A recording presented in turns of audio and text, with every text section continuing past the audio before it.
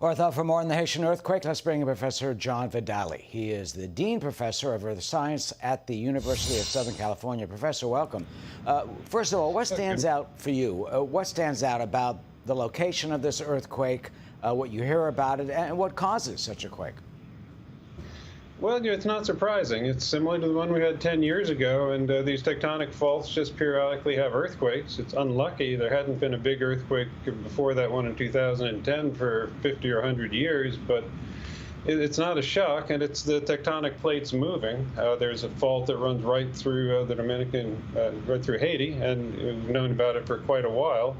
And, the impact will depend on just where the very strongest shaking hit. These earthquakes break and they throw their strong shaking one direction or another. This one seems to have thrown it a little bit to the west.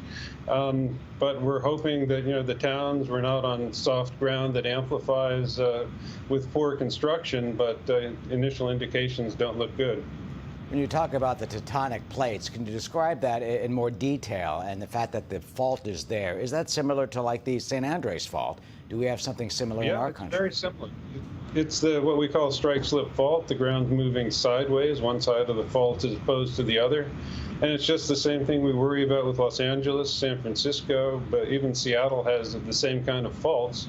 The shallow faults are close to the surface, and because they're close, they shake the ground more, and you can get very strong shaking, and it lasts 10 or 20 seconds, and it's hard to build for that, and we know from experience Haiti's buildings don't perform well under that test. This was a 7.2, 6 miles deep, aftershocks 5.2. Can you describe what that means?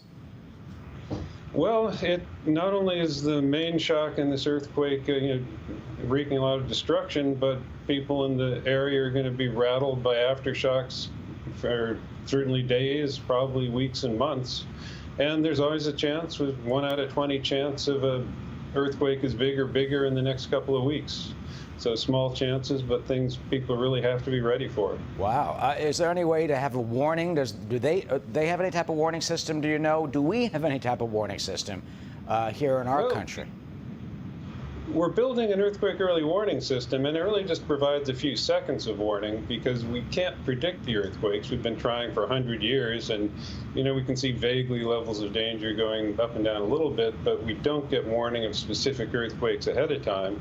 But once the earthquake starts, we can get anywhere from 1 to 10 or 20 in a favorable situation, seconds of warning, in order to have situational awareness, and that would reduce the impact somewhat. We're building that on the west coast of the U.S., but they have nothing like that in Haiti.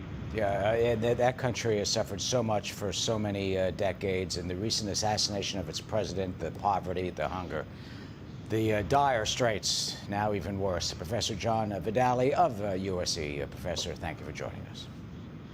Oh, my pleasure. Ortho.